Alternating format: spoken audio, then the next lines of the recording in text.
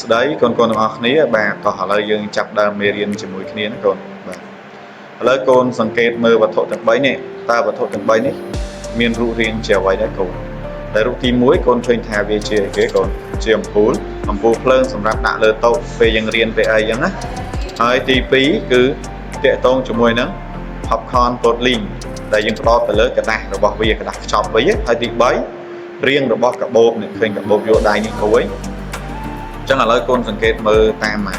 แต่จดนั้นดัดเนี่ยนั้นคนสังเกตฮะบางคนโทนนิมิตไว้คือเชียร์ไว้ได้คนเชียร์รูปเอาไว้บางคือเชียร์รูปจัดกรนี่บางออนะคนบาง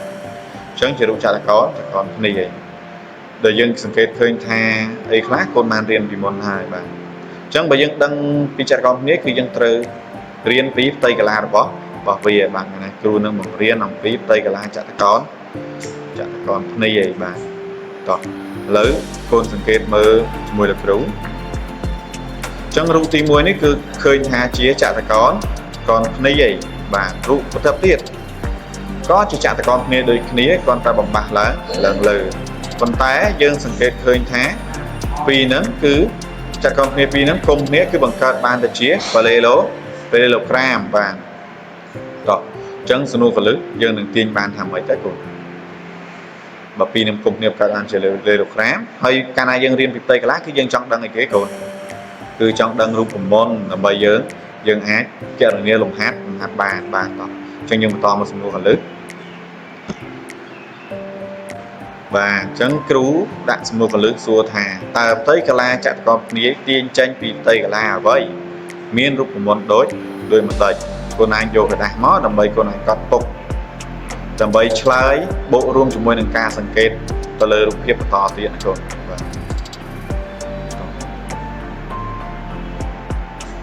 อะไรลูกครูmiênรูปปีคือทีมวยจะจัดcon níทีปีจิบไปเลยแล้วลูกแรงบางคนแต่อะไรครูประโยชน์พิจารณาคดีใส่จัดกรณีกระท้องเนี่ยยังมีอะไรครับคือแหละขณะเราบอกว่ามีใบคือยังมีบาดถม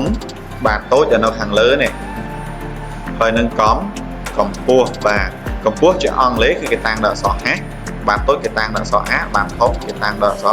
sọ bì và chân tây cái làm lelogramนี่คนบานเรียนพิจารณาหมดเลยเฮ้ยคือตcái làmบอกว่าคือสมานหนึ่งáคนหนึ่งห้าแต่อานี่คือจุดบาสระบบเปโลกรัมฮะนี่คือจุดกำปั้นระบบเปโลกรัมมาต่อแล้วคนตัดสังเกตต่อติดคนมือเหมือนนะจะมือมันคนจำสังเกตสั้นให้ลูกครูนึงเป็นโยธาเราvàขึ้นกันเลยจัดกรณีเปิดหอมดักมาเลยขนาดนี้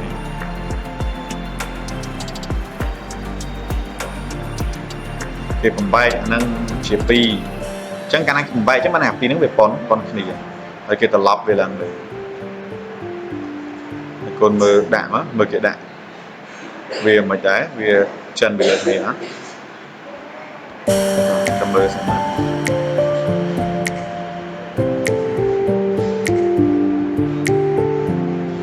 vàต่อจังสังเกตเคยทำเหมือนกับจับจากกรณีนึงไว้ให้ผมใบเจ็บปี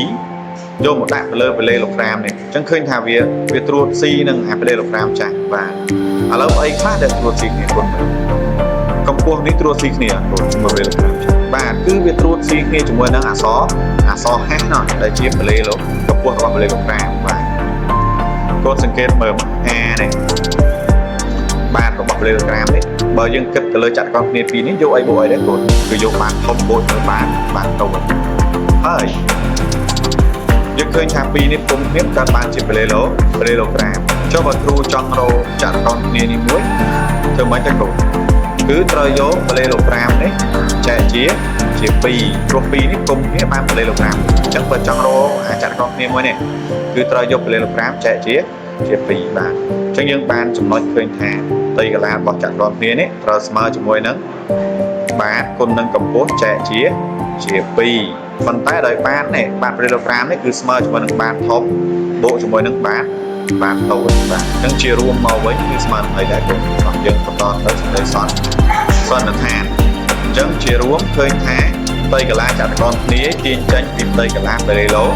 ក្រាមបើផ្ទៃកន្លះវាស្មើនឹងពាក់កណ្ដាលនៃផ្ទៃកន្លះពេលឡូក្រាមបានន័យថាយកផ្ទៃកន្លះពេលឡូក្រាមចែកជា2អញ្ចឹងយើងទាញបានថារូបមន្តវាស្មើនឹងបាតតូចបូកបាតធំគុណនឹងកម្ពស់ចែកជា2ហើយបានអក្សរតាគឺ S A បូក B គុណនឹង H ចែកជា2អញ្ចឹងយើងនឹងបន្តទៅតាមលំហាត់បន្តទៀតដើម្បីពង្រឹងទៅលើបញ្ញត្តិនេះជំរាបសួរចង់ទាំង12ទាំងអស់គ្នាបានរៀនទៅជាមួយនឹងមេរៀនតែខ្លះតែកនកាយជាមួយលោកគ្រូហើយមកចង់ចូលដល់ចំណុចនេះគឺទាំងអស់គ្នានឹងរៀនទៅជាមួយនឹងលំហាត់ម្ដងចាចង់មុននឹងចាប់ដើមលំហាត់អ្នកគ្រូសុំសួរមួយសំណួរទៅកាន់កូនៗទាំងអស់គ្នាតើរូបមន្តទាំងតែកនគ្នារបស់យើងនោះមានរូបមន្តដូចម្ដេចចាចង់រូបមន្តទាំងតែកនគ្នារបស់យើងគឺមានរូបមន្ត S ស្មើនឹង A បូកជាមួយនឹង B គុណជាមួយនឹង H ចែកជាមួយនឹង2ចាដែល A របស់យើងនឹងគឺតាំងដោយបាត់តូច B របស់យើងគឺបាត់ធំហើយ H របស់យើងគឺកម្ពស់ចែកជាមួយនឹង2ចាទាំងអស់គ្នាបានយល់ពីរូបមន្តទឹកលក្ខណៈគ្នាហើយចង់ដើម្បីឲ្យកាន់តែយល់បន្ថែមទៀតគឺអ្នកគ្រូមានលំហាត់ចំនួន2សម្រាប់អ្នកទាំងអស់គ្នាធ្វើការអនុវត្តចង់តោះយើងចូលមើលលំហាត់ទី1លំហាត់ទី1របស់យើងគឺគេប្រាប់ឲ្យយើងគណនាផ្ទៃកន្លះចតុកោណគ្នាចាអញ្ចឹងកូនមកមើលលើរូបទី1នេះកូនចាអញ្ចឹងកូនមើលរូបឃើញរូបផ្ទៃកន្លះចតុកោណគ្នាយើងហ៎ចាឃើញអញ្ចឹងតោះមើលនេះ7ម៉ែត្រនេះកូនគិតថានឹងគឺជាអីគេចាគឺជាបាតតូចចាតាមលេខអក្សរអីគេមិញចាតាមលេខអក្សរ A តទៀតចុះប្រវែងទៅធំនេះ11ម៉ែត្រនេះកូនគិតថានឹងជាប្រវែងអីគេជាបាតអីគេបាតធំចាអញ្ចឹងបាតធំរបស់យើងស្មើនឹង11ម៉ែត្រចាតទៀតចុះបន្ទាត់ឈរនេះទៅឈរពួនហ្នឹងគឺអីជាអីគេគឺជាកម្ពស់ចាកម្ពស់យើងតាក់នៅអក្សរហាចាហារបស់យើងគឺស្មើនឹង7ម៉ែត្រចង់មកយើងដឹងរូបមន្តផ្ទៃកន្លះចតុកោណគ្នាទាំងអស់គ្នាហើយនៅដឹងហើយចាផ្ទៃកន្លះចតុកោណគ្នាគឺយើងស្មើនឹង S ស្មើនឹង A បូកជាមួយ B គុណជាមួយ H ចែកនឹង2បាតតូចយើងដឹងអេ A ដឹងចាចុះបាតធំយើងដឹងដូចគ្នាដែរចុះHក៏ដឹងដូចគ្នាដែរចាអញ្ចឹងយើងអាចគណនាផ្ទៃកន្លះចតុកោណគ្នានឹងបានន័យតទៀតចូលដល់លំហាត់ទី2លំហាត់ទី2គេឲ្យយើងគណនាកម្ពស់ចតុកោណគ្នាចាកម្ពស់ចតុកោណគ្នាយើងដឹងណាគណនាអីគេគណនាអក្សរH នឹងចាចឹងនៅក្នុងលំហាត់នេះគេប្រាប់ឲ្យគេខ្លះមកគេប្រាប់ទី1គេប្រាប់នឹងផ្ទៃក្រឡាចាផ្ទៃក្រឡារបស់យើងគឺ8ម៉ែត្រការ៉េចុះទី2គេប្រាប់ឲ្យគេមកនេះបាតអីគេបាតតូចចាបាតតូចយើង3ម៉ែត្រហើយបាតធំយើងចំនួន5ម៉ែត្រចឹងយើងអាចគណនាកម្ពស់ចតុកោណគ្នាយើងបានតែប្រហែលរូបមន្តនេះផ្ទៃកន្លះចតុកោណគ្នាបានចាអញ្ចឹងតោះកូនចាប់ដើមធ្វើឲ្យខ្លួនឯងបន្តិចមកអ្នកគ្រូទុកពេលឲ្យកូន2នាទីគាត់តែចំនួនលេខចូលនៅក្នុងរូបមន្តយើងឯងកូនចាហើយអរគ្នាណាចឹងហើយអរគ្នាហើយយើងចាប់ដើមទៅមើលចម្លើយរបស់អ្នកគ្រូផ្ទៀងផ្ទាត់ជាមួយចម្លើយរបស់កូនចឹងកូនយកលំសៀវភៅរបស់កូនឡើងមកផ្ទៀងផ្ទាត់ជាមួយអ្នកគ្រូទាំងអស់គ្នាចាចឹងចូលមើលលំហាត់ទី1ចូលលំហាត់ទី1របស់យើងគឺគណនាផ្ទៃកន្លះចតុកោណគ្នាចាចឹងយើងប្រើប្រាស់រូបមន្ត S ស្មើនឹង A បូកជាមួយនឹង B គុណជាមួយ H ចែកជាមួយនឹង2ដែល A របស់យើងគឺជាបាតតូចនេះបាតតូចរបស់យើងគឺ7ម៉ែត្រ B របស់យើងគឺ11ម៉ែត្រគឺបាតធំ H របស់យើងគឺ7ម៉ែត្រគឺជាកម្ពស់ចាអញ្ចឹងយើងដឹងប្រវែងរបស់បាតតូចបាតធំកម្ពស់ហើយយើងជួសចូលមកចាគឺស្មើនឹង7ម៉ែត្របូកជាមួយ11ម៉ែត្រគុណជាមួយH 7ម៉ែត្រចែកជាមួយនឹង2ចាចឹងចំពោះវិធីបែបនេះកូនទៅធ្វើវិធីណាមុនមានវងកញ្ចក់ផងមានគុណផងចែកផងចឹងចាកូនធ្វើវិធីក្នុងវងក្រចក់មុនចាតោះឥឡូវយើងបូកមក11បូកជាមួយ7ស្មើនឹង18ចា18គុណជាមួយនឹង7ស្មើនឹងប៉ុន្មានក៏18គុណជាមួយនឹង7ស្មើនឹង126ចាតើមកចែកនឹង2មកយើងឃើញ63ចាຂະຫນាត់អស់ផ្ទៃកន្លះគឺយើងគិតជាម៉ែត្រការ៉េចាអញ្ចឹងដូចនេះផ្ទៃកន្លះចតុកោណគ្នារបស់យើងគឺ63ម៉ែត្រការ៉េអញ្ចឹងចម្លើយកូនដូចចម្លើយអ្នកគ្រូឯងចាមានអ្នកដូចមានអ្នកមិនដូចអញ្ចឹងមិនសិនជាអ្នកមិនដូចកូនអាចធ្វើការកែប្រែចម្លើយរបស់កូនជាមួយចម្លើយអ្នកគ្រូហើយផ្ទៀងទៅជាមួយដែលខុសតោះឥឡូវអ្នកដែលបានកែរួចរាល់ហើយយើងចូលទៅដល់លំហាត់ទី2 ចឹងលំហាត់ទី2គេប្រាប់យើងឲ្យគណនាកម្ពស់ចតុកោណភ្នាយចាកម្ពស់ចតុកោណភ្នាយយើងដឹងណាគណនា a ដោយប្រើរូបមន្តតែកន្លែងចតុកោណភ្នាយនឹងដដែលប៉ុន្តែយើងគ្រាន់តែទាញយករូបកម្ពស់ចឹងយើងដឹងហើយថារូបមន្តតែកន្លែងចតុកោណភ្នាយរបស់យើងគឺ s ស្មើនឹង a បូកជាមួយ b គុណនឹង h ចុចជាមួយនឹង2ចឹងយើងត្រូវការទាញរកកម្ពស់ h ចឹងយើងទាញ h មកចឹងទាញរក h នេះចឹងដំបូងគឺយើងបោះលេខ2នឹងចេញចឹងលេខ2នៅខាងនេះគឺមានគឺជាផលគឺជាប្រមាណវិធីចែកចឹងពេលយើងបោះឆ្លងសញ្ញាស្មើវាទៅជាប្រមាណវិធីគុណវិញចឹងយើងបាន2គុណជាមួយនឹង s តមកទៀតa បូកជាមួយ b ចុះវងកញ្ចក់អញ្ចឹងគឺយើងបោះទាំងកន្សោមវងកញ្ចក់នឹងមកយើងបោះមកនេះនៅទីនេះ h គុណជាមួយនឹង a បូក b អញ្ចឹងនៅពេល a បូក b បោះឆ្លងសញ្ញាស្មើវាក៏ទៅជាផល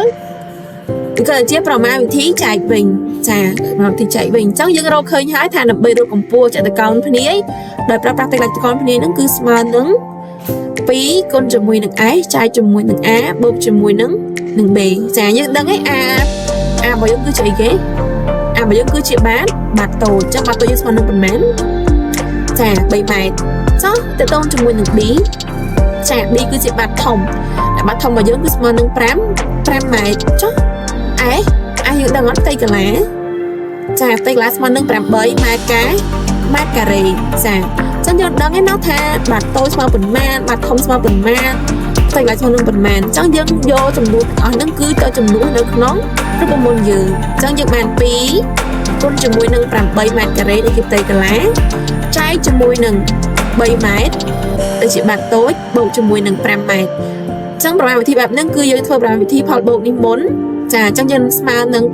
2គុណជាមួយនឹង8ម៉ែត្រការ៉េចែកជាមួយនឹង8ចា5បូក3ស្មើនឹង8ទៅមកទៀតកូនមក2គុណនឹង8បាន16ចា16ចែកជាមួយនឹង8ស្មើ2ម៉ែត្រចាចឹងដូចនេះកម្ពស់ចតុកោណភ្នាយរបស់យើងគឺ2ម៉ែត្រតោះចឹងកូនអានយើងទៅចម្លើយមានត្រូវទេចាទៅទាំងអស់គ្នាពិតជាល្អមែនចឹងតទៀតកូនយកសិភៅរបស់កូនមកកត់តេតូនជាមួយនឹងកិច្ចការស្រាវជ្រាវរបស់កូនដោយអ្នកគ្រូមានកិច្ចការស្រាវជ្រាវមួយសម្រាប់កូនគណនាផ្ទៃការរូបធរនីមេខាងក្រោមនេះរូបនេះចឹងកូនមើលរូបភាពនេះហើយកូននឹងធ្វើការស្រាវជ្រាវលំហាត់នេះនៅផ្ទះដោយខ្លួនឯងបន្ថែមទៀតតើឯគាត់ចាតើអញ្ចឹងវីដេអូយើងមានប៉ុណ្ណឹងអរគុណសម្រាប់ការចំណាយពេលវេលារបស់កូនទាំងអស់គ្នាសូមជម្រាបលា